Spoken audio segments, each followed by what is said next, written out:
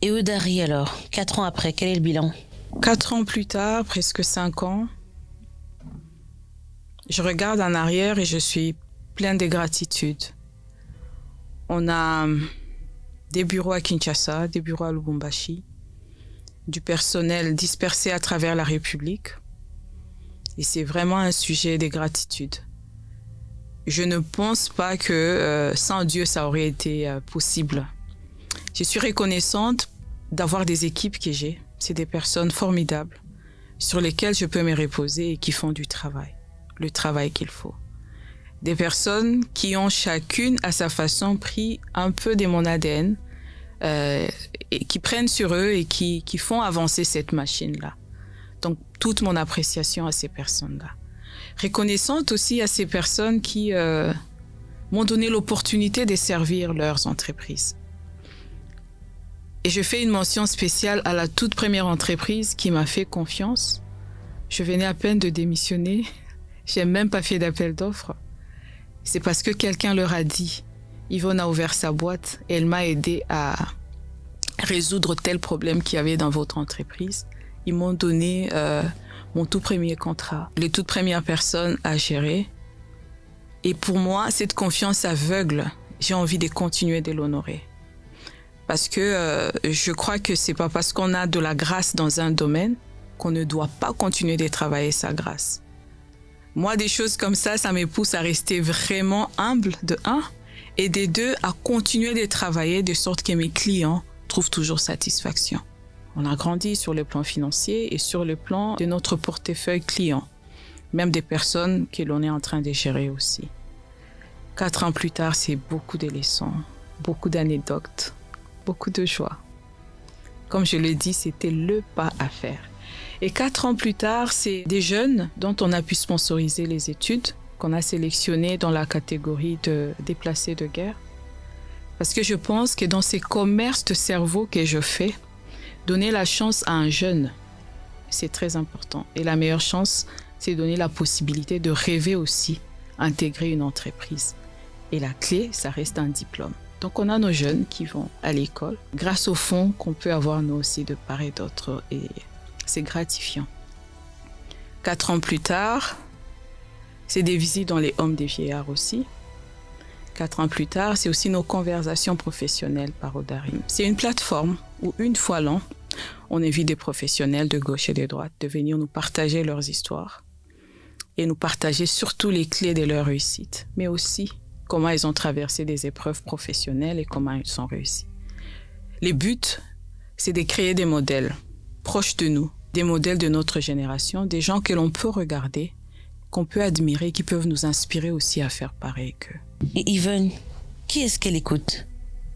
J'écoute beaucoup, et ça depuis 2018, un monsieur qui s'appelle Joshua Selman.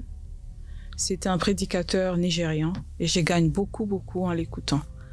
Il a un contenu qui inclut spiritualité, normal, c'est un pasteur, finance, relations, développement personnel, combat spirituel. Il y a une autre personne que j'ai découverte, elle c'est cette année, son nickname c'est FFA, Funke c'est son premier nom. C'est vraiment une femme selon mon cœur. J'aime son contenu, elle est très volontaire. Bien sûr, c'est une prédicatrice, donc il y a la partie spirituelle et il y a la partie finance. J'aime son côté très pragmatique où elle dit, par exemple, je vous le partage, si vous avez 2 iPhones, comment vous comptez utiliser ces 2 iPhones pour vous en fait? Elle vous appelle à aller au-delà de faire des achats, mais plutôt à investir. Et il y a Mel Robbins, que certains connaissent sur TikTok ou sur des podcasts. Elle, c'est l'auteur de la théorie de Let Them Go. Laisse-les aller. J'aime bien son contenu aussi. Donc les 3 en visuel, c'est les personnes vraiment que j'écoute, que j'ai beaucoup de plaisir à écouter et qui me bâtissent. Après, mon modèle vraiment de vie, la femme que je veux continuer d'honorer, ça reste ma mère. Une femme forte, une femme très travailleuse, très rigoureuse et je suis son produit, quoi. Est-ce qu'à un moment donné, tu as eu envie d'abandonner? Pas du tout, je me suis préparée à faire ce saut-là, à embrasser cette vie-là. À un moment donné, je n'ai eu l'idée de reculer. Et aujourd'hui, presque 5 ans plus tard, Je suis heureuse d'avoir pris ce chemin. Et c'était le moment. Ça aurait été beaucoup plus tôt, ça aurait pas été ça peut-être. C'était le moment de le faire et j'ai pas envie de retourner à mon ancienne vie, heureusement. Et tu sais, aujourd'hui, beaucoup de jeunes, talentueux, ambitieux, se sentent perdus. Ils trouvent pas leur place, en fait, dans leur carrière professionnelle. Ils sont donc, dès le départ, épuisés. Alors, quel serait ton conseil pour qu'ils osent, s'affirment et se lancent dans une carrière qui est en plein alignement avec leur personnalité et leur ambition? Le monde aujourd'hui vend du rêve, malheureusement. On trouve très peu de personnes authentiques. Et on a l'impression qu'autant qu'on fait son café en 1 seconde dans sa tasse, autant ça va être facile comme ça sur le plan de carrière ou sur le plan des études. Non. La vie, c'est la vie. Et dans la vie, il y a des jours avec et des jours sans. Et ça, je pense que c'est la responsabilité des parents, des professeurs, bref, des éducateurs, de le dire et de le redire. Parce que pour un rien aujourd'hui, on a des gens qui veulent abandonner, qui trouvent que c'est catastrophique. Oui, c'est catastrophique. Mais si d'autres ont réussi dans les mêmes conditions, donc toi aussi tu peux réussir. Donc trouver sa place, vraiment, ça dépend de soi. On doit être intentionnel dans le choix de sa carrière. Poser des questions. Si on s'est trompé un jour, c'est pas grave. Mais ne pas rester par terre parce qu'on s'est trompé. Vite se relever. Et n'oubliez pas, la perte de temps, elle est catastrophique. Faire des études de droit ou des études de médecine pendant 12 ans. Et finalement se dire, je sais pas quoi faire au bout de 12 ans, j'ai plus envie d'être médecin. Recommencer à chaque fois, ça peut être épuisant. Donc, le plus tôt vous vous rendez compte que vous êtes trompé de train, changez de train. Cette semaine, je t'invite à revoir tes priorités. Qu'est-ce que tu veux vraiment devenir?